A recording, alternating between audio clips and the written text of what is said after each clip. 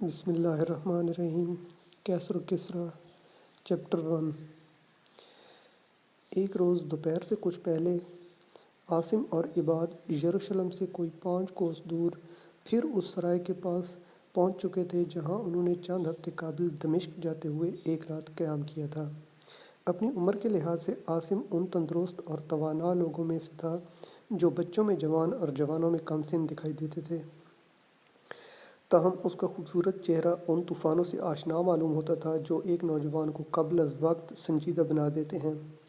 اپنے لباس سے وہ ایک اعلیٰ نسب عرب معلوم ہوتا تھا، اور اس کی سیاہ اور چمکیلی آنکھیں شوخی، ذہانت اور غرور کے علاوہ اس حوصلے اور خود اعتمادی کی آئینہ دار تھیں جو عمر کا ایک حصہ ناہموار اور پرخطر راستوں پر گزارنے کے بعد حاصل ہوتی ہے۔ وہ ترکش کمان اور تلوار سے سجا ایک خوبصورت گھوڑے پر کچھ اس انداز سے بیٹھا تھا کہ اگر اس کے دائیں بائیں مسلح دشمن کی صفیں ہوتیں تو بھی اس کی خود اعتمادی میں فرق نہ آتا۔ اگر وہ ایک عرب کی بجائے کسی رومی سپاہی کے لباس میں ہوتا اور اس کے پیچھے ایک غلام کی بجائے سواروں کی فوج ہوتی تو اس کی بے باک نگاہیں اس فوج کی فتح کی ضمانت سمجھی جاتیں۔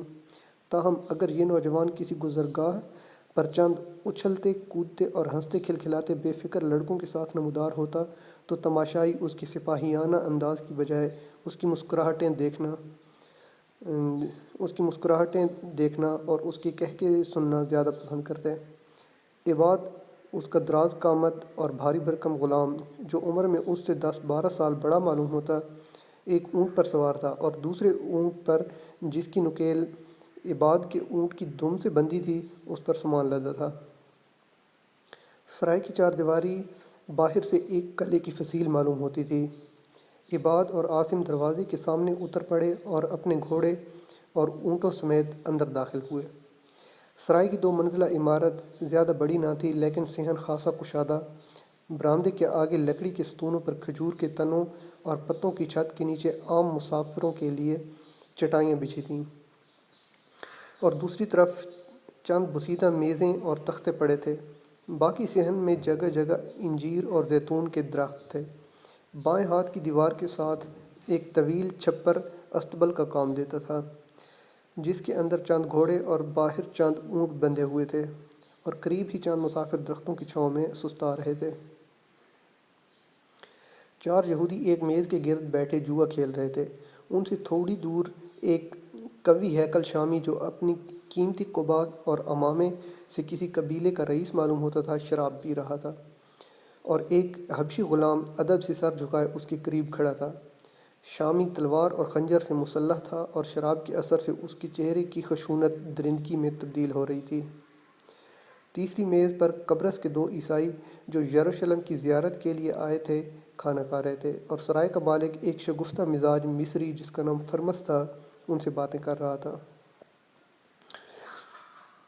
جب عاصم اور عباد اپنے گھوڑے اور اونٹوں کو درختوں سے باندھ رہے تھے، فرمس اچانک ان کی طرف متوجہ ہوا اور جلدی سے آگے بڑھ کر بولا، آپ یہاں ٹھہرنا چاہتے ہیں تو اونٹوں کو یہاں باندھنے کی بجائے چرنے کے لیے باہر چھوڑ دیں، میں ان کی حفاظت کے لیے ایک نوکر بھیج سکتا ہوں۔ عاصم نے جواب دیا، نہیں، ان پر سامان لدا ہے اور ہم یہاں سے ابھی روانہ ہو جائیں گے۔ میں عرب تاجروں کے ایک قافلے کے ساتھ شامل ہونا چاہتا ہوں۔ یہ لوگ غطفان اور کلب قبائل سے تعلق رکھتے ہیں۔ کئی منزلوں تک میرا ان کا راستہ ایک ہوگا۔ وہ مجھ سے 4 دن پہلے روانہ ہو گئے تھے، شاید آپ کو ان کے متعلق کچھ معلوم ہو۔ فرمس نے جواب دیا، وہ کل یہاں سے گزرے ہیں اور یروشلم میں 1-2 ہفتے قیام ضرور کریں گے۔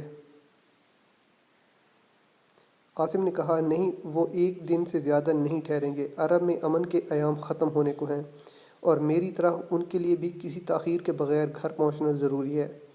میں آج شام تک یروشلم پہنچنا چاہتا ہوں۔ آپ ہمارے لیے کھانے کا انتظام کر دیجئے، اور اگر آپ کا نوکر جس نے پچھلی مرتبہ میرے گھوڑے کی نال بندی کی تھی فارغ ہے تو اسے بلا دیجئے۔ میں نئے نال لگوانا چاہتا ہوں، اور ایسا کاریگر مجھے راستے میں کہیں اور نہیں مل سکے گا۔ یہ کام ابھی ہو جائے گا، پہلے یہ بتائیے آپ کا سفر کیسا رہا؟ عاصم نے جواب دیا، دمشق میں میرے گھوڑے بہت اچھی قیمت پر فروخت ہوئے، لیکن جنگ کے باعث وہاں تلواروں کی قیمت بہت زیادہ تھی۔ اس لیے میں نے صرف چند تلواریں خریدنے پر اکتفا کیا اور باقی سرمایے سے ریشمی کپڑا خرید لیا۔ مجھے امید ہے کپڑے کی تجارت سے مجھے اچھا خاصا منافع ہوگا، اور پھر مزید تلواروں کی ضرورت پیش آئی تو ہم موتا سے سستی قیمت پر منگوا سکیں گے۔ فرمس نے سنجیدہ ہو کر کہا، میں دعا کرتا ہوں کہ اپنے وطن پہنچ کر تم یہ سنو کہ تمہاری جنگ ختم ہو چکی ہے اور تمہیں مزید تلواریں خریدنے کی ضرورت نہیں۔ عاصم نے جواب دیا، ہم واقعی جنگ سے تنگ آ چکے ہیں اور دونوں قبائل کے بیشتر خاندان امن کے خواہش مند ہیں، لیکن میرا خاندان ان میں سے نہیں۔ میرے لیے اس سے بری خبر کوئی اور نہیں ہو سکتی کہ اوس اور خزرج کی جنگ ہمیشہ کے لیے ختم ہو چکی ہے اور میں اپنے باپ اور بھائیوں کے خون کا بدلہ نہیں لے سکتا۔ میرے چچا نے مجھے صرف اس لیے تلواریں خریدنے بھیجا تھا کہ ہمارے قبیلے کے دولت مند لوگ جن کے پاس تلواریں ہیں لڑائی سے منہ پھیر چکے ہیں، اور غریب جن کی حمیت ابھی زندہ ہے یہودی تاجروں کو تلواروں کی منہ مانگی قیمت ادا نہیں کر سکتے۔ لیکن مجھے یقین ہے کہ یہ تلواریں حاصل کر لینے کے بعد جب چند آدمی میدان میں نکل آئیں گے تو قبیلے کا کوئی آدمی بھی گھر میں نہیں بیٹھ سکے گا۔ فرمس نے گفتگو کا موضوع بدلنے کی ضرورت محسوس کرتے ہوئے کہا، تم اپنا بہترین گھوڑا واپس لے آئے ہو، اگر اب بھی اپنا ارادہ بدل سکو تو میں اسے خریدنے کے لیے تیار ہوں۔ عاصم نے جواب دیا، اگر اسے فروخت کرنے کی نیت ہوتی تو میں پہلے ہی انکار نہ کرتا۔ آپ کی طرح دمشق میں بھی کئی خریدار اس کی منہ مانگی قیمت ادا کرنے کو تیار تھے، لیکن یہ میرا بہترین دوست ہے۔ فرمس نے کہا، بہت اچھا، اگر یہ گھوڑا تمہیں اتنا ہی عزیز ہے تو میں اصرار نہیں کرتا، آؤ تمہارے کھانے کا انتظام کرتا ہوں۔ عاصم فرمس کے ساتھ چل دیا، لیکن چند قدم چلنے کے بعد اس نے مڑ کر اپنے ساتھی کی طرف دیکھا اور کہا، آؤ عباد اپنے نوجوان آقا کے ساتھ خاصا بے تکلف تھا، لیکن دوسروں کی موجودگی میں اسے ایک غلام کی حدود سے تجاوز کرنا پسند نہ تھا۔ اس نے کہا، نہیں جناب، آپ میرا کھانا یہیں بھجوا دیجیے۔ فرمس نے پوچھا، آپ نے یہ غلام کہاں سے حاصل کیا؟ عاصم نے جواب دیا، جب یہ 8 سال کا تھا تو اسے میرے والد نے یمن کے ایک یہودی تاجر سے خریدا تھا، اس وقت تک میں پیدا بھی نہیں ہوا تھا۔ فرمس اپنے نوکر کو گھوڑے کی نال بندی کرانے اور دوسرے کو کھانا لانے کا حکم دے کر عاصم کے ساتھ چھپر کے نیچے بیٹھ گیا۔ عاصم نے کہا، آپ کو یاد ہے میں ایک مرتبہ پہلے بھی یہاں آیا تھا؟ کب؟ کوئی 4 سال قبل۔ میں اپنے والد کے ساتھ یہاں 3 دن قیام کیا تھا، اس کے بعد ہم ایک قافلے کے ہمراہ دمشق چلے گئے تھے۔ قریباً 6 مہینے وہاں گزارنے کے بعد ہم واپسی پر بھی 1 دن یہاں ٹھہرے تھے۔ فرمس نے کہا، مجھے یاد نہیں، لیکن پچھلی مرتبہ سریانی میں تمہاری گفتگو سننے سے مجھے اندازہ ہوا تھا کہ تم پہلے بھی ان علاقوں کی سیاحت کر چکے ہو۔ عاصم نے کہا، میں غیر زبانیں سیکھنے کے معاملے میں خاصا تیز ہوں، چنانچہ دمشق میں 6 مہینے بعض رومیوں سے میل جول کے باعث میں نے ان کی زبان میں شد بدھ پیدا کر لی تھی۔ دوسری میز پر جوا کھیلنے والے یہودیوں میں سے ایک آدمی اٹھا اور اس نے آگے بڑھ کر عاصم سے کہا، نوجوان، ہمارے ساتھ قسمت آزمائی نہیں کرو گے؟ نہیں، میں نے گھر سے روانہ ہوتے وقت قسم کھائی تھی کہ اپنا عہد پورا کرنے سے پہلے میں جوا کھیلوں گا اور نہ ہی شراب کو ہاتھ لگاؤں گا۔ تو پھر تم عرب نہیں ہو سکتے۔ عاصم نے کہا، اگر تمہیں اصرار ہے تو میں تمہارے ساتھ جوا کھیلے بغیر بھی اپنے عرب ہونے کا ثبوت دے سکتا ہوں۔ یہودی نے عاصم سے الجھنے کی ضرورت محسوس نہ کی اور کچھ کہے بغیر اپنے ساتھیوں کی طرف چل دیا۔ اچانک شامی رئیس، جو شراب کی صراحی خالی کر چکا تھا، اپنی جگہ سے اٹھا اور یہودیوں کے قریب جا کر بولا، میں تمہارے ساتھ قسمت آزمائی کرنے کو تیار ہوں۔ یہودی پریشان ہو کر اس دیو قامت انسان کی طرف دیکھنے لگے۔ بالآخر ان میں سے ایک نے قدرے جرأت سے کام لیتے ہوئے کہا، نہیں جناب، ہم غریب یہودی ایک معزز شامی کے ساتھ بازی لگانے کی جسارت نہیں کر سکتے۔ شامی نے اس کی گردن دبوچ کر کرسی سے نیچے پھینک دیا اور گرجتی ہوئی آواز میں کہا، اگر تم یہودی ہو تو تمہیں ہمارے برابر بیٹھنے کی جرأت کیسے ہوئی؟ دوسرے یہودی نے کہا، جناب، یہ ایک سرائے ہے اور آپ کو یہاں ہمارے ساتھ زیادتی نہیں کرنی چاہیے، میں تمہاری کھال اتار دوں گا۔ شامی نے یہ کہہ کر اس کے منہ پر تھپڑ رسید کیا اور وہ بھی اپنے ساتھی کی طرح کرسی سے گر پڑا۔ باقی 2 بھاگ کر چند قدم کے فاصلے پر جا کھڑے ہوئے اور شرابی نے نشے کی حالت میں فحش گالیاں دینا شروع کر دیں۔ یہ کون ہے؟ عاصم نے دبی زبان میں فرمس سے سوال کیا۔ یہ ایک شامی قبیلے کا رئیس ہے۔ یہ میری بدقسمتی تھی کہ میں نے اسے اپنی سرائے میں ٹھہرا لیا۔ یہ صبح سے شراب کی 2 سرائیاں خالی کر چکا ہے اور وہ مسافر جو صاحبان سے دور بیٹھے ہیں کئی بار اس کی گالیاں سن چکے ہیں۔ اگر یہ پڑوس کے خونخوار قبیلے کا رئیس نہ ہوتا تو یہ مسافر اس کی بوٹیاں نوچ ڈالتے۔ میں نے اپنا ایک آدمی یروشلم بھیج دیا ہے، وہاں ایک رومی افسر میرا دوست ہے، اگر اس نے کسی سپاہی کو روانہ کر دیا تو اس کا سارا نشہ ہرن ہو جائے گا۔ شامی رئیس نے گرے ہوئے یہودی کو چند لاتیں رسید کرنے کے بعد واپس آ کر خالی سراہی اٹھائی، اسے پیالے میں الٹ کر دیکھا اور پھر فرمس کی طرف متوجہ ہو کر چلایا، کیا دیکھ رہے ہو؟ یہ سراہی خالی ہو چکی ہے۔ فرمس نے سہمی ہوئی آواز میں کہا، جناب آپ بہت پی چکے ہیں۔ شامی نے گرج کر کہا، کیا بکتے ہو؟ جناب میں نے یہ کہا ہے کہ شراب ختم ہو چکی ہے۔ تم جھوٹ بولتے ہو، میں تمہاری سرائے اور تمہارے گھر کی تلاشی لینا چاہتا ہوں۔ شامی برآمدے کی طرف بڑھا، فرمس کے چاروں نوکر بھاگ کر اس کا راستہ روکنے کی کوشش کرنے لگے، لیکن اس نے اچانک تلوار نکال لی اور وہ بدحواس ہو کر ایک طرف ہٹ گیا۔ فرمس نے قدرے جرأت سے کام لیتے ہوئے آگے بڑھ کر کہا، دیکھیے جناب، آپ بہت زیادتی کر رہے ہیں، میں آپ کو اندر جانے نہیں دوں گا۔ شامی نے اچانک اپنی تلوار سیدھی کر لی اور فرمس سراسیمگی کی حالت میں الٹے پاؤں پیچھے ہٹتا ہوا برآمدے کے ستون سے جا لگا۔ شامی جس کی تلوار کی نوک اس کے سینے پر تھی کہے لگا رہا تھا۔ فرمس کے نوکر بے بسی کی حالت میں چیخیں مار رہے تھے۔ شامی اور اس کا حبشی غلام جو تلوار نکال کر اپنے آقا کی مدد کے لیے پہنچ چکا تھا، انہیں ڈرا دھمکا کر چند قدم دور رکھنے کی کوشش کر رہے تھے۔ فرمس چلایا، خدا کے لیے مجھ پر رحم کیجیے، میں ایک غریب الوطن مصری ہوں، میں نے آپ کے ساتھ کوئی گستاخی نہیں کی، میں صرف یہ کہنا چاہتا تھا کہ زیادہ نشے کی حالت میں آپ کے لیے سفر کرنا ٹھیک نہیں ہوگا، لیکن اگر آپ حکم دیتے ہیں تو میں شراب کا پورا مٹکا پیش کرنے کو تیار ہوں۔ شامی نے تلوار کی نوک اس کی گردن پر رکھتے ہوئے کہا، ذلیل آدمی، اپنی زبان بند کرو ورنہ۔ فرمس شامی کے الفاظ سے زیادہ اپنی شاہ رگ پر اس کی تلوار کا دباؤ محسوس کر کے خاموش ہو گیا۔ اب شامی کبھی اپنا ہاتھ پیچھے کر لیتا اور کبھی اپنی تلوار کی نوک اس کے پیٹ، سینے، گردن یا چہرے کے قریب لے جاتا۔ تماشائی جو پہلے یہ سمجھ رہے تھے کہ فرمس کا آخری وقت آ چکا ہے، اب یہ محسوس کر رہے تھے کہ یہ مہیب صورت انسان صرف اپنی زندہ دلی کا مظاہرہ کر رہا ہے۔ اچانک برآمدے سے ایک نوعمر لڑکی نمودار ہوئی اور اس نے چیخیں مارتے ہوئے آگے بڑھ کر شامی کا ہاتھ پکڑنے کی کوشش کی، لیکن اس دیو کا مت آدمی نے اپنا ہاتھ جھٹک دیا اور وہ ایک طرف گر پڑی۔ فرمس چلایا، انتونیا خدا کے لیے یہاں سے بھاگ جاؤ۔ لڑکی نے جلدی سے اٹھنے کی کوشش کی، لیکن شامی نے اچانک بائیں ہاتھ سے اس کے بال پکڑ لیے۔ ایک عورت جو صورت سے اس لڑکی کی ماں معلوم ہوتی تھی، چیخیں مارتی آگے بڑھی اور آس پاس جمع ہونے والے لوگوں کو مدد کے لیے پکارنے لگی۔ شامی دوبارہ اپنی تلوار فرمس کی گردن پر رکھتے ہوئے چلایا، اگر اس عورت نے اپنی زبان بند نہ کی تو میں تمہاری گردن اڑا دوں گا۔ عورت خاموش ہو گئی۔ اچانک عاصم، جس کے لیے یہ کھیل ناقابل برداشت ہو چکا تھا، تلوار سونت کر شامی کے قریب پہنچا اور بولا، میں نے آج تک اتنا بزدل آدمی نہیں دیکھا۔ شامی نے پیچھے مڑ کر دیکھا اور کہا، اگر یہ بزدل نہ ہوتا تو میں پہلے ہی وار میں اس کی گردن اڑا دیتا۔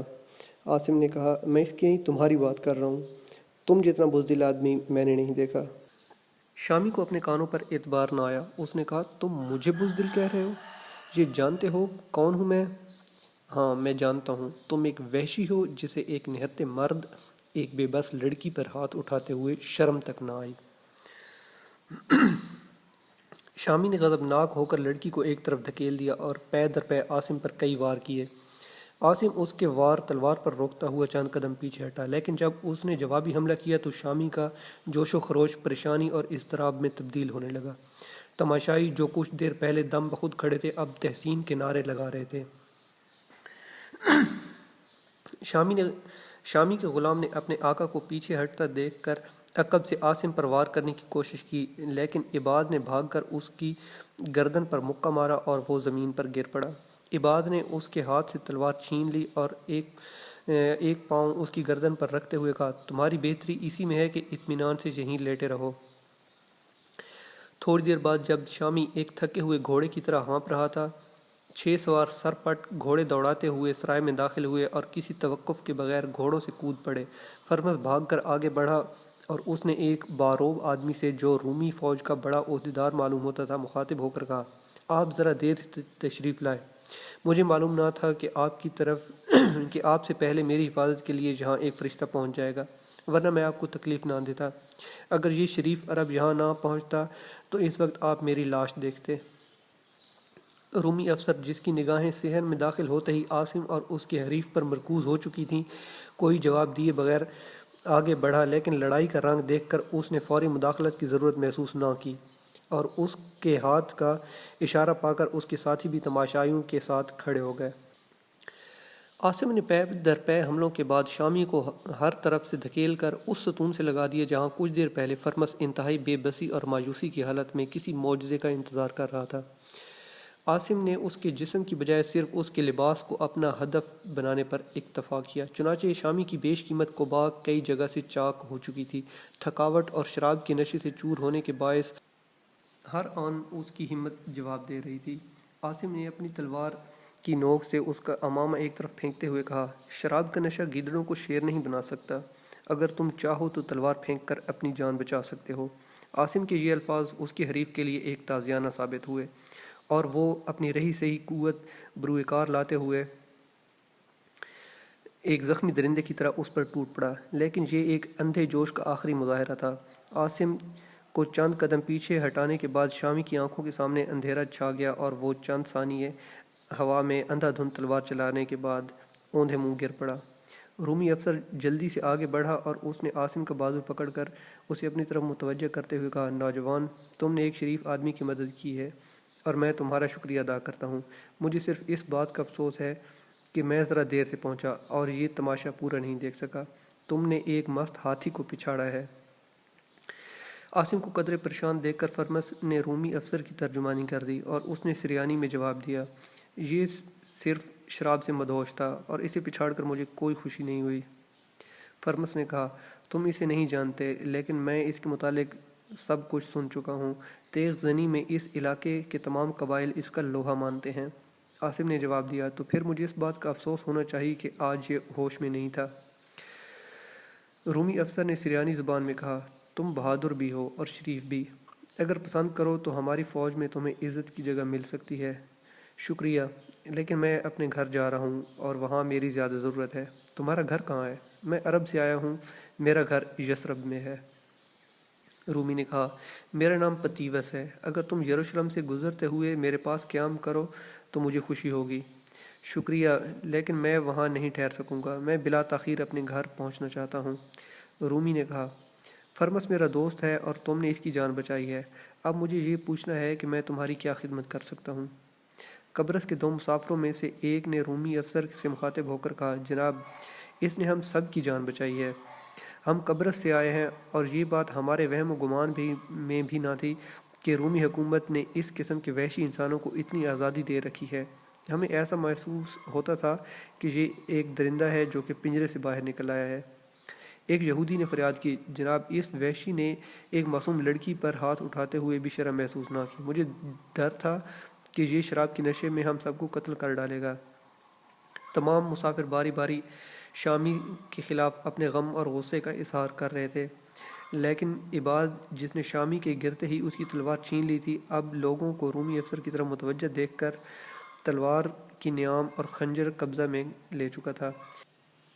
رومی سردار کے حبشی غلام نے خوفزدہ ہونے کے باوجود زیادہ دیر اپنے آقا کی بے بسی کا تماشا نہ دیکھ سکا، اور جب عباد نے شامی کی قبا کے اندر ہاتھ ڈال کر سکوں سے بھری ہوئی تھیلی بھی نکال لی تو اس نے آگے بڑھ کر اس کا ہاتھ پکڑ لیا، لیکن عباد ایک ہی جھٹکے میں اپنا ہاتھ چھڑا کر اور حبشی کو دھکا دے کر چند قدم پیچھے ہٹ گیا۔ اس کے بعد حبشی کو آگے بڑھنے کی ہمت نہ ہوئی، تاہم اس نے شور مچا کر حاضرین کو اپنی طرف متوجہ کر لیا۔ یہ کون ہے؟ رومی افسر نے برہم ہو کر پوچھا۔ فرمس نے جواب دیا، جناب، یہ اس وحشی کا غلام ہے۔ حبشی نے عباد کی طرف اشارہ کرتے ہوئے رومی افسر سے فریاد کی، جناب، اس نے میرے آقا کی تلوار اور خنجر چھین لیے ہیں، اس نے میرے آقا کی تھیلی بھی نکال لی ہے اور میری تلوار بھی چھین لی ہے۔ جناب، میرے آقا ہوش میں آتے ہی میری کھال ادھیڑ دیں گے، ان کی تلوار بہت قیمتی ہے۔ رومی نے جواب دیا، تمہارے آقا کو یروشلم کے قید خانے میں ہوش آئے گا، اور ہم اسے رہا کرنے سے پہلے اس بات کا اطمینان کر لیں گے کہ تم اس کے عطاب سے محفوظ ہو۔ اب اگر اس کا گھوڑا یہاں موجود ہے تو اسے اس پر لاد دو اور ہمارے ساتھ چلو۔ حبشی خاموش ہو گیا، لیکن جب عباد تلوار اٹھا کر نیام میں کرنے لگا تو وہ دوبارہ چلا اٹھا، جناب میرے آقا ہوش میں آتے ہی اپنی تلوار کے متعلق پوچھیں گے، یہ بہت قیمتی ہے اور اس نے میری تلوار بھی کہیں چھپا دی ہے، اس نے میرے آقا کا خنجر اور تھیلی بھی غائب کر دی ہے۔ رومی نے آگے بڑھ کر عباد کے ہاتھ سے تلوار لے لی، اسے نیام سے نکال کر عباد سے پوچھا، تم کون ہو؟ عباد کی بجائے عاصم نے جواب دیا، جناب یہ میرا غلام ہے، اور ہمارے ملک میں غلام اپنے آقا کے مغلوب کردہ دشمن کی تلوار پر قبضہ کرنا اپنا فرض سمجھتے ہیں، لیکن یہ شامی چونکہ آپ کی رعیت ہے اس لیے اس کے سامان کے متعلق آپ بہتر فیصلہ کر سکتے ہیں۔ رومی نے مسکرا کر عاصم کی طرف دیکھا اور تلوار نیام میں کر کے عباد کو واپس دیتے ہوئے کہا، یہ تلوار بہت خوبصورت ہے، لیکن میں ایک بہادر آدمی کو اس کی فتح کے انعام سے محروم نہیں کر سکتا۔ عاصم نے عباد سے کہا، عباد ہمیں صرف تلواروں کی ضرورت تھی، تھیلی واپس کر دو۔ عباد کو متذبذب دیکھ کر فرمس نے فوری مداخلت کی ضرورت محسوس کی اور رومی افسر سے مخاطب ہو کر کہا، جناب میرے استبل میں ان کے 2 خوبصورت گھوڑے بھی بندھے ہیں، ان کے متعلق آپ کا کیا حکم ہے؟ رومی نے مسکرا کر جواب دیا، گھوڑوں کا مالک بے ہوش ہے اور رومی حکومت ان کی حفاظت کا ذمہ نہیں لے سکتی۔ مجھے صرف اس بات کا افسوس ہے کہ میری آمد سے قبل اس وحشی کو قتل کیوں نہیں کر دیا گیا تھا، لیکن آپ مطمئن رہیں آئندہ یہ اس سرائے کا رخ بھی نہیں کرے گا۔ شامی کے غلام نے کہا، جناب آپ نے یہ حکم دیا تھا کہ میں اپنے آقا کو گھوڑے پر لاد کر آپ کے ساتھ چلوں۔ رومی نے جواب دیا، تمہارے آقا کے سر پر ٹھنڈا پانی ڈالنے کی ضرورت ہے، جب اسے ہوش آئے گا تو اس کے لیے یروشلم کے قید خانے تک چلنا مشکل نہیں ہوگا۔ ایک یہودی چلایا، جناب وہ ابھی سے ہوش میں آ رہا ہے۔ تماشائیوں کی نگاہیں اچانک شامی پر مرکوز ہو گئیں، اس نے کروٹ بدلی، پھر اٹھا اور اپنا سر دونوں ہاتھوں میں دبا کر بیٹھ گیا۔ فرمس کا ایک نوکر پانی کا مٹکا اٹھا لایا اور اس کے سر پر انڈیل دیا۔ شامی نے کوئی مزاحمت نہ کی۔ اب فرمس کے دوسرے نوکر بھی باری باری پانی کے مٹکے لا کر اس کے سر پر انڈیل رہے تھے اور تماشائی کہے لگا رہے تھے۔ فرمس نے رومی افسر سے کہا، جناب آپ تشریف رکھیے، میں آپ کے لیے اپنی بہترین شراب منگاتا ہوں۔ رومی افسر ایک میز کے قریب بیٹھ گیا۔ فرمس نے عاصم کی طرف متوجہ ہو کر کہا، آپ بھی تشریف رکھیے، میں آپ کے لیے کھانا بھجواتا ہوں۔ عاصم نے رومی کے قریب بیٹھتے ہوئے کہا، میں آپ کا شکر گزار ہوں، یہ 2 تلواریں میرے لیے بہت بڑا انعام ہے، لیکن میں نے دوسری تلوار نہیں دیکھی، وہ میرے غلام نے کہیں چھپا دی ہے۔ میں نے ایک عرب کو پہلی بار لڑتے دیکھا ہے، یقیناً تمہاری فوج بہت اچھی ہوگی۔ جناب عرب میں فوج نہیں ہوتی۔ عرب میں فوج نہیں ہوتی؟ تو پھر وہاں حکومت کیسے چلتی ہے؟ وہاں حکومت بھی نہیں ہوتی۔ وہاں فوج بھی نہیں ہوتی، حکومت بھی نہیں ہوتی، تو پھر سلطنت کا کاروبار کیسے چلتا ہے؟ جناب عرب کسی سلطنت کا نام نہیں۔ تمہارا مطلب یہ ہے تمہارا کوئی بادشاہ نہیں؟ جی نہیں۔ رومی نے سراپا حیرت بن کر سوال کیا، تو پھر وہاں ہوتا کیا ہے؟ وہاں صرف قبائل یا خاندان ہیں۔ سلطنت، حکومت اور فوج کے بغیر قبائل یا خاندان کس طرح زندہ رہتے ہیں؟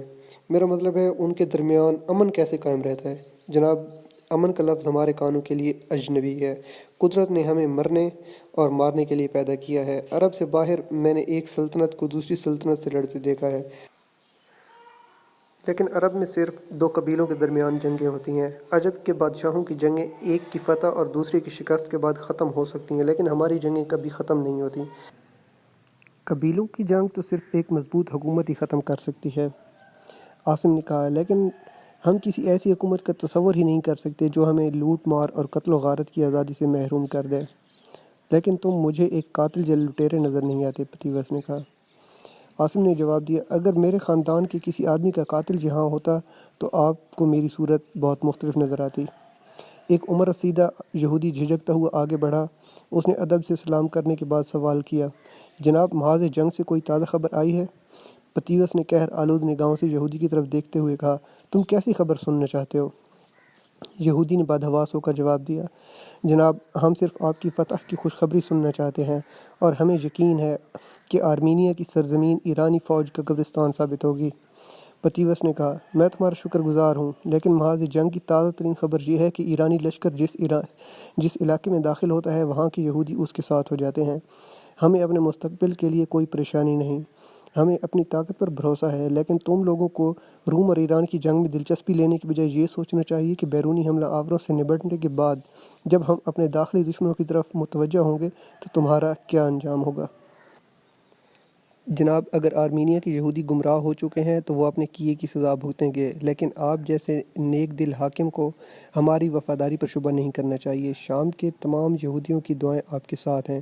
یہودی دوبارہ ادب سے سلام کرنے کے بعد واپس اپنی جگہ پر جا کے بیٹھ گیا۔ یہاں پہ میں یہ تھوڑا سا ایکسپلین کرنا چاہوں کہ یہ پتیوس یہودی کی بات سن کے اتنا خفا کیوں ہوا۔ اس کی وجہ یہ تھی کہ اس وقت کی دو سپر پاورز تھیں، ایک بیزنٹائن امپائر یعنی کہ رومیوں کی، اور دوسری ایران کی۔ تو رومن امپائر اس وقت ہر محاذ سے ان کو شکست ہو رہی تھی، اور ایران مسلسل 10 سال سے چھایا ہوا تھا۔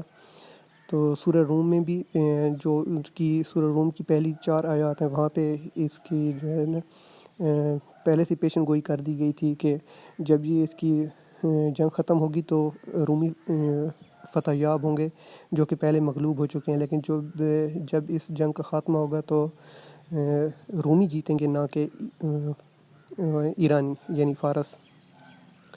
تو اس کے اوپر کفار مکہ مسلمانوں کا مذاق بھی اڑایا کرتے تھے جب بھی محاذ جنگ سے کوئی خبر آتی تھی کہ رومی وہاں سے بھی ہار گئے، وہاں سے بھی ہار گئے، کیونکہ بہت بڑی امپائر تھی، کوئی ایک ہی دن میں اس کا فیصلہ نہیں ہوتا، کئی سال لگے تھے، 10 سال سے بھی زیادہ عرصہ۔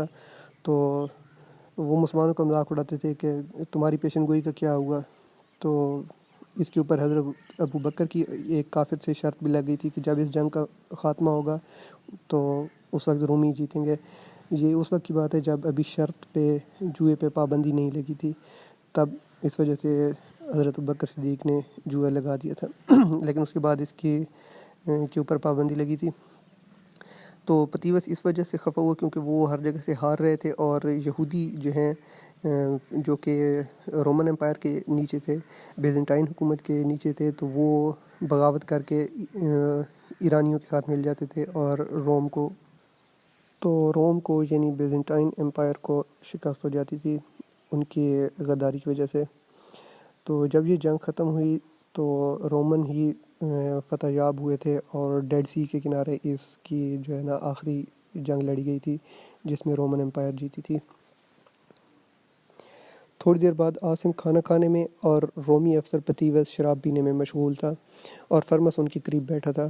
پتیوس نے شراب کا ایک جام پینے کے بعد میز سے سرائی اٹھائی اور دوسرا جام بھرتے ہوئے عاصم سے مخاطب ہوا، یہ شراب بہت اچھی ہے، اگر تم چند گھونٹ پی لے سے تو تمہاری تھکاوٹ دور ہو جاتی۔ عاصم نے جواب دیا، گھر سے نکلتے وقت میں نے اپنے والد اور بھائیوں کی قبروں پر کھڑے ہو کر یہ قسم کھائی تھی کہ میں ان کے قاتلوں سے انتقام لیے بغیر شراب کو ہاتھ نہیں لگاؤں گا، اور میں اپنے عہد پر قائم رہنا چاہتا ہوں۔ اپنا فرض ادا کرنے کے بعد میں اچھی اور بری شراب میں تمیز بھی نہیں کروں گا۔ عاصم اور فرمس سے کچھ دیر باتیں کرنے کے بعد پتیوس نے ان سے اجازت لی اور گھوڑے پر سوار ہو گیا۔ 3 سپاہی جنہیں اس نے شامی رئیس کو یروشلم پہنچانے کا حکم دیا تھا سرائے میں رک گئے، اور باقی 2 اس کے ساتھ چل پڑے۔ یہ 3 سپاہی پتیوس کے باہر نکلتے ہی شراب پر ٹوٹ پڑے، اور انہوں نے دیکھتے دیکھتے سراہی خالی کر دی۔ فرمس نے ایک اور سراہی منگوا کر اس کے سامنے رکھتے ہوئے کہا، یہ اپنے ساتھ لے جاؤ، تمہارے ساتھیوں کا حصہ بھی اس میں شامل ہے۔ تھوڑی دیر بعد سپاہی اپنے قیدی کو لے کر چل دیے، لیکن عاصم کو گھوڑے کی نال بندی کے انتظار میں رکنا پڑا۔ جب اس نے فرمس سے رخصت چاہی تو اس نے کہا، دیکھیے اتنی جلدی نہ کیجیے، اب شام ہونے والی ہے، آپ رات یہیں قیام کریں، میں علل صبح آپ کو روانہ کر دوں گا۔ اگر آپ میری خاطر یہاں نہیں ٹھہر سکتے تو کم از کم میری بیوی اور بچی کو تو شکریہ ادا کرنے کا موقع دیں۔ عاصم فرمس کی مخلصانہ دعوت نہ رد کر سکا۔ غروب آفتاب کے وقت یروشلم سے غزہ کی طرف جانے والے مسافروں کا ایک قافلہ آ پہنچا، اور فرمس عاصم کو سرائے کی بالائی منزل کے ایک کمرے میں ٹھہرا کر ان کی دیکھ بھال میں مصروف ہو گیا۔ یہ کشادہ کمرہ جو صرف حکام اور رؤساء کے لیے مخصوص تھا، عجم کے ان تکلفات سے آراستہ تھا جن سے ایک عرب کی نگاہیں ناآشنا تھیں۔ عاصم کچھ دیر خوبصورت قالین پر ٹہلنے کے بعد ایک کرسی پر بیٹھ گیا۔ تھوڑی دیر بعد عباد ہانپتا ہوا کمرے میں داخل ہوا اور بولا، اگر آپ اجازت دیں تو وہ گھوڑے ابھی فروخت ہو سکتے ہیں۔ ایک تاجر ان کے بدلے 2 تلواریں اور ریشم کی چادریں دینے کے لیے تیار ہیں۔ میں ان گھوڑوں کو ساتھ لے جانا خطرناک سمجھتا ہوں۔ اگر یروشلم میں اس شامی کے قبیلے کے کسی آدمی نے انہیں پہچان لیا تو ہم مشکل میں پھنس جائیں گے۔ سرائے کے مالک کا بھی یہی خیال ہے کہ یہ گھوڑے یہیں بک جائیں تو بہتر ہوگا۔ عاصم نے کہا، آج قدرت ہمارے حال پر مہربان ہے۔ میں ابھی ان گھوڑوں کے متعلق سوچ رہا تھا۔ تم جاؤ اور انہیں بلا توقف فروخت کر دو، لیکن میں تمہاری ایک بات سے بہت خفا ہوں۔ تمہیں معلوم ہے کہ اگر وہ رومی افسر سرائے کے مالک کا دوست نہ ہوتا تو آج تم چوری کے الزام میں پکڑے جاتے۔ ایک خطرناک آدمی کی تلوار چھین لینے کو تو شاید رومی بھی اتنا برا نہ سمجھتے، لیکن تم نے اس کی جیب خالی کرتے ہوئے شرم بھی محسوس نہیں کی؟ عباد نے جواب دیا، جناب میں بے وقوف نہیں ہوں۔ میں نے یہ دیکھ لیا تھا کہ رومی افسر کو اس احمق سے ذرا بھی ہمدردی نہیں۔ جب آپ اس کی قیمتی قبا پر تلوار کی مشق کر رہے تھے تو وہ کہہ ہی لگا رہا تھا۔ پھر میں یہ بھی جانتا تھا کہ سرائے کے اندر جتنے آدمی جمع ہیں وہ سب ہمارے طرفدار ہیں۔ اگر رومی افسر میری حرکت پر بگڑ بھی جاتا تو زیادہ سے زیادہ یہی ہوتا کہ مجھے مال غنیمت واپس کرنا پڑ جاتا، لیکن میرے سارے انداز درست ثابت ہوئے۔ مجھے افسوس ہے کہ آپ نے مجھے شاباش نہیں دی۔ آپ نے یہ بھی نہیں پوچھا کہ اس تھیلی کے اندر کیا ہے۔ اچھا چلو بتاؤ کیا ہے اس میں؟ جناب، تھیلی سے 30 سونے کے اور 52 چاندی کے سکے برآمد ہوئے ہیں۔ یہ میرے ہاتھ میں ایک اور چیز آ گئی ہے جس کا اب تک کسی کو علم نہیں۔ وہ کیا؟ وہ ایک انگوٹھی ہے جسے اتارنے میں نے اس قدر ہوشیاری سے کام لیا تھا کہ اس کے غلام کو بھی پتہ تک نہیں چلا۔ عاصم نے جواب دیا، اچھا اب تم جاؤ اور فوراً گھوڑے فروخت کر دو۔ آپ نہیں آئیں گے؟ نہیں مجھے یہ اطمینان ہے کہ تم اس کام میں مجھ سے زیادہ ہوشیار ہو۔ اور سنو، تھیلی اور انگوٹھی تمہاری ہے، میرا اس میں کوئی حصہ نہیں۔ اب جاؤ۔ عباد مسکراتا ہوا وہاں سے چل دیا، لیکن دروازے کے قریب پہنچ کر رک گیا اور مڑ کر بولا، یہ کمرہ تو اس سرائے کی بجائے کسی محل کا حصہ معلوم ہوتا ہے۔ دیکھیے یہ قالین تو۔ عاصم نے غضبناک ہو کر اس کی طرف دیکھا اور کہا، عباد اگر تم نے اس کمرے کی کسی چیز کو ہاتھ لگایا تو میں تمہاری آنکھیں نکالوں گا۔ جاؤ یہاں سے۔ عباد کمرے سے باہر نکل گیا اور عاصم کرسی سے اٹھ کر بستر پر لیٹ گیا۔ ایک ساتھ بعد فرمس کمرے میں داخل ہوا تو عاصم گہری نیند سو رہا تھا۔ فرمس نے اس کا بازو ہلا کر جگایا اور وہ اٹھ بیٹھا۔ فرمس نے کہا، مجھے افسوس ہے میں آپ کو جلدی کھانا نہیں کھلا سکا۔ بات دراصل یہ تھی کہ آپ کا کھانا تیار کرنے میں دیر لگ گئی۔ میری بیوی اور بیٹی کو اس کا ملال تھا کہ آپ صبح جا رہے ہیں، اس لیے وہ آپ کو اپنی پسند کے تمام کھانے کھلانا چاہتی ہیں۔ چلیے وہ گھر میں آپ کا انتظار کر رہی ہیں۔ عاصم نے پوچھا، وہ گھوڑے فروخت ہو گئے؟ ہاں، ان کا معاوضہ تو بہت کم ملا ہے، لیکن آپ کی ایک الجھن دور ہو گئی ہے۔ آپ کا غلام بہت ہوشیار ہے، وہ بہت تھکا ہوا تھا، اس لیے میں نے اسے کھانا کھلا دیا اور وہ سو گیا۔ عاصم نے اپنے میزبان کے ساتھ سرائے کے گرد نصف چکر لگانے کے بعد پچھلی طرف ایک چھوٹے سے سکونتی مکان میں داخل ہوا۔ بلند دیواروں سے گھرے ہوئے ایک تنگ صحن میں فرمس کی بیوی اور بیٹی کھڑی تھیں اور سامنے ایک کمرے کے کھلے دروازے سے روشنی آ رہی تھی۔ انطونیہ نے اپنے باپ کے ہاتھ سے مشل لے کر دیوار کے سہارے کھڑی کر دی اور کمرے میں داخل ہو کر دسترخوان پر سب بیٹھ گیا۔ انطونیہ اور اس کی ماں نے اپنے مہمان کی تواضع کے لیے شام، فلسطین، مصر اور روم کی تمام تکلفات صرف کر دیے، اور عاصم جسے اپنی زندگی میں پہلی بار ایسے مہذب انسانوں کے ساتھ بیٹھنے کا موقع ملا تھا، اپنی کم مائیگی کے احساس سے پسا چلا جا رہا تھا۔ انطونیہ نے جسے اس نے پہلی بار انتہائی بے بسی کی حالت میں دیکھا تھا، اب اپنے قیمتی لباس میں ایک شہزادی معلوم ہوتی تھی۔ کھانے کے دوران میں روم اور ایران کی جنگ ان کی گفتگو کا موضوع تھی۔ فرمس نے آرمینیا میں ایرانیوں کے مظالم کی داستانیں بیان کرنے اور اس کے بعد انطاکیہ کی تباہی کا حال سنانے کے بعد کہا، اب نامعلوم یہ طوفان کہاں جا کے رکے گا۔ ہم لوگ صدیوں سے مشرق اور مغرب کے ہولناک طوفانوں کا سامنا کر رہے ہیں۔ مصر اور شام میں ایک ظالم کے پرچم سرنگوں ہوتے ہیں تو دوسرے جابر اپنے جھنڈے گاڑ دیتا ہے۔ آج ہم رومیوں کے غلام ہیں، کل شاید ہمیں ایرانیوں کی غلامی کا طوق اپنے گلے میں ڈالنا پڑے۔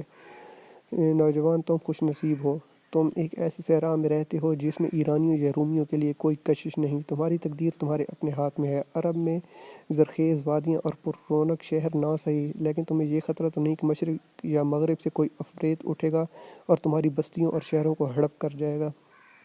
عاصم نے جواب دیا، ہمیں تباہ کرنے کے لیے کسی بیرونی عفریت کی ضرورت نہیں، ہماری بستیاں جلانے کے لیے ہمارے اپنے گھروں کی آگ کافی ہے۔ آپ کو شاید معلوم نہیں آپ کو شاید معلوم نہیں، جب عرب قبائل کا خون گرم ہوتا ہے تو وہ ایک دوسرے کے لیے بھیڑیوں سے زیادہ خونخوار بن جاتے ہیں۔ فرمس نے کہا، مجھے تمہاری خانہ جنگیوں کا حال معلوم ہے، لیکن میں یہ کہتا ہوں کہ تم ہماری طرح بے بس اور مجبور نہیں ہو۔ تمہیں اس بات کا اختیار ہے کہ جب چاہو اپنی تلواریں نیام میں کر لو اور جب چاہو ایک دوسرے کو گلے لگا لو۔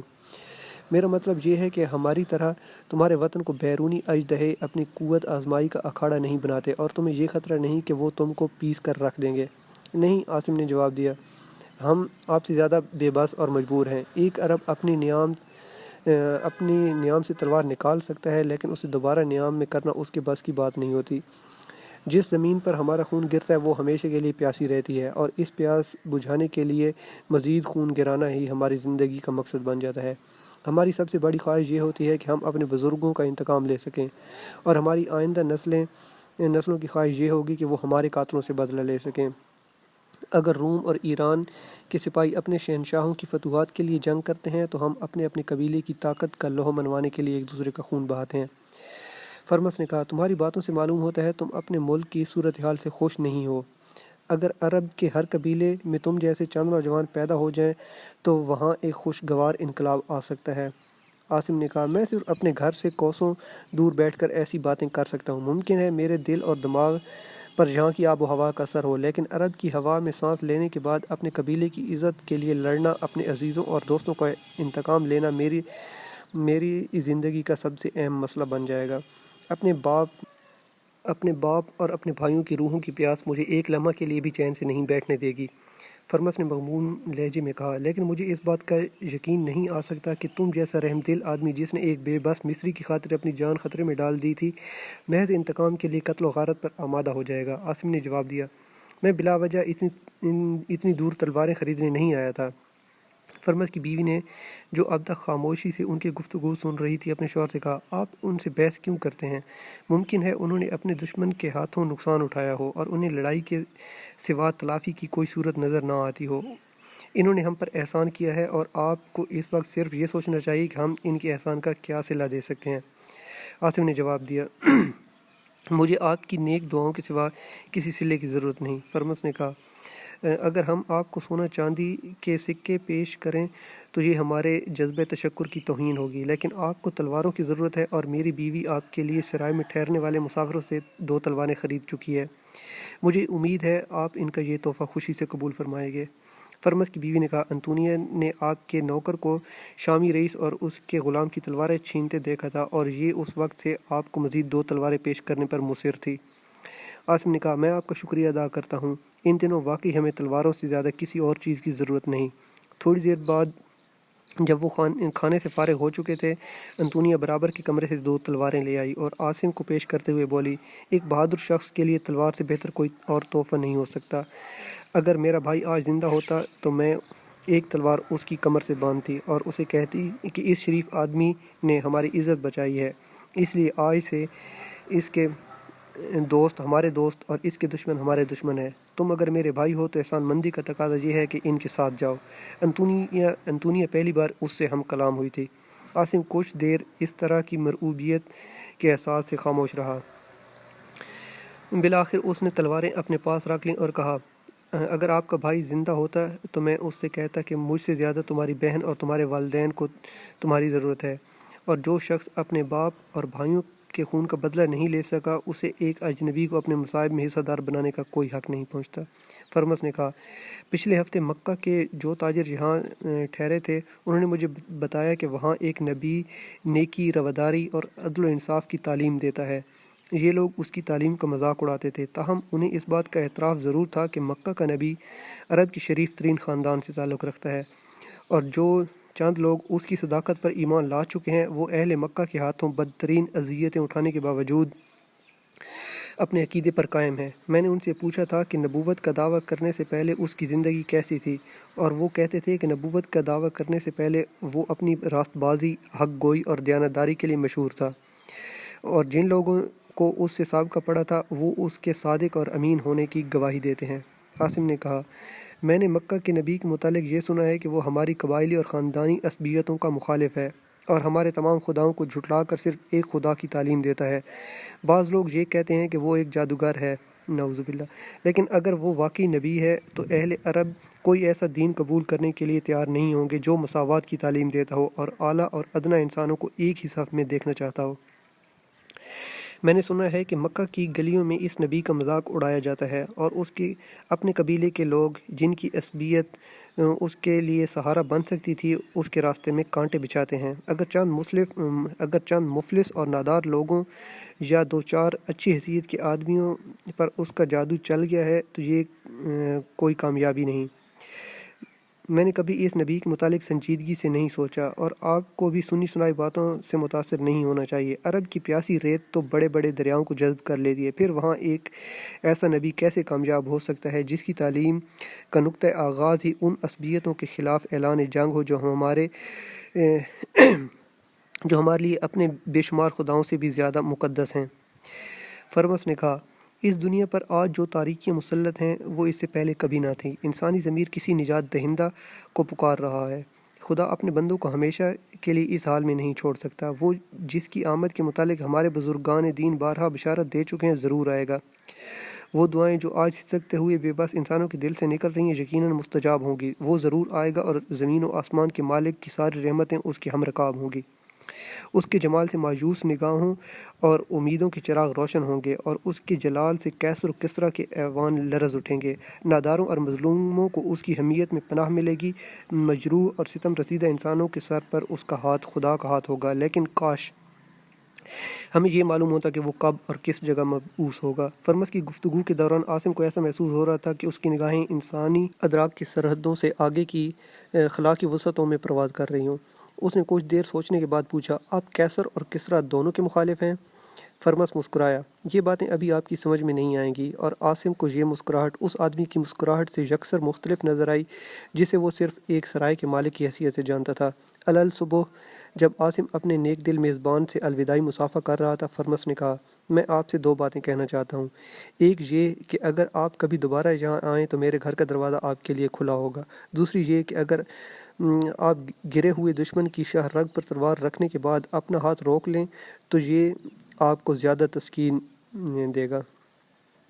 عاصم نے جواب دیا، مجھے ایک دوست کے گھر کا راستہ ہمیشہ یاد رہے گا، لیکن کسی دشمن کی شاہ رگ پر تلوار رکھنے کے بعد اپنا ہاتھ روک لینا ایک عرب کے بس کی بات نہیں۔ فرمس نے کہا، لیکن میرا دل گواہی دیتا ہے کہ تم گرے ہوئے دشمن پر وار نہیں کرو گے۔ عاصم نے ایک مغموم مسکراہٹ کے ساتھ فرمس کی طرف دیکھا اور گھوڑے پر سوار ہو گیا۔ سرائے سے نکلنے کے بعد اس کو گزشتہ چند پہر کے واقعات ایک خواب محسوس ہوتے تھے۔ کبھی کبھی انطونیہ کا خیال آتا تو اس کے ہونٹوں پر مسکراہٹ کھیلنے لگتی، لیکن جب وہ اس کے خد و خال کے متعلق سوچتا تو اسے ایسا محسوس ہوتا کہ اس کے ذہن میں فرمس کی بیٹی کا ایک مبہم سا تصور صرف چمکتی سیاہ آنکھوں کی دلکشی تک محدود ہو کر رہ گیا ہے۔